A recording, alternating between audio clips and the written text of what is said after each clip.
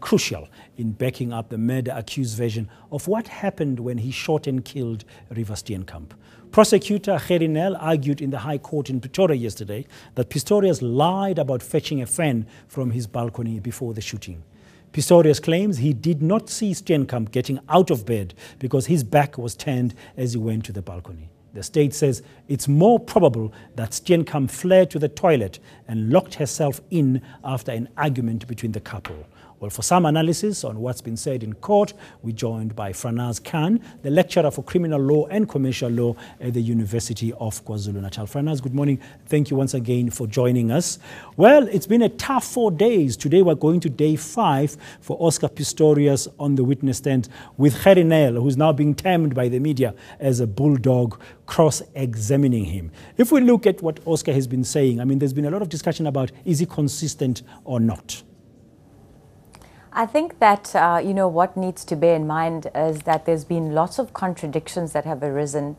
And when one looks at the, the law of evidence, we say that self-contradictions actually arise where you have the accused giving versions that obviously are not of the similar nature. His oral testimony and then written statements obviously seem to contradict themselves.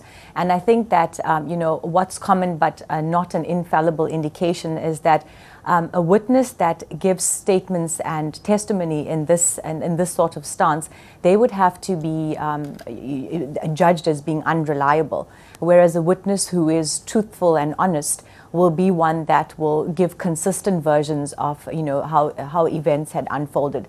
And I think that with Gerrie Nel, and like we have seen with his line of questioning, I think that he's went out on a limb to show that there's been various material contradictions in respect of Oscar's versions that he has given. And this is actually going to be, quite detrimental when it comes to the defense's case here.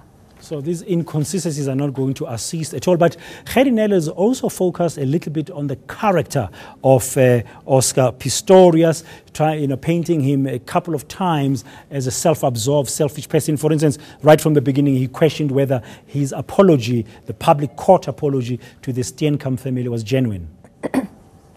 I think that what one needs to bear in mind is that Gerrie Nel, he has a very fierce reputation, and many have indicated that he's this artist of cross-examination. He's that sort of person that could actually put together this bewildered mess of threads, and he could come back with this absolutely scalpel-sharp accusation. And I think that his constant a fierce line of questioning, it's just in keeping with the notion that the deceased in this case deserves the best vigorous prosecution. And if it means that, unfortunately, that Oscar has to go through the ringer, then I think it would be justified or even mandatory in this instance, because we all are obviously in search of the truth.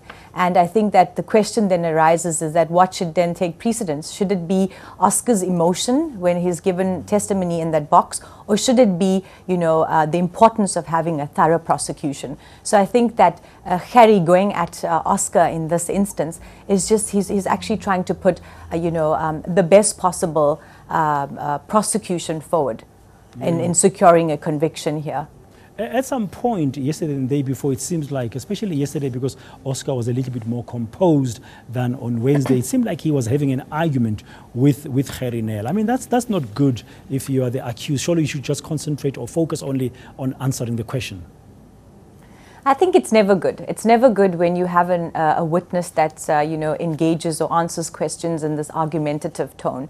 I think that all witnesses are advised by legal counsel as well as their legal representatives to answer questions succinctly. And when you answer the questions in a succinct fashion, it just creates clarity. It would not create room for any contradictions or inconsistencies that might arise. But I think that what one needs to bear in mind here is that because of Gerrie's line of questioning and because he comes forward as being so forceful, I think that then Oscar just raises his defenses, and then he just tends to, engage in this argumentative tone, and then it leads to him being evasive as well. So it's never good. It's never good for a witness then to, answer questions in this fashion. Okay, thank you very much. That's Franaaz Khan, the lecturer for criminal law and commercial law at the University of Kwa-Zulu Natal. Know more about your world. eNCA.com.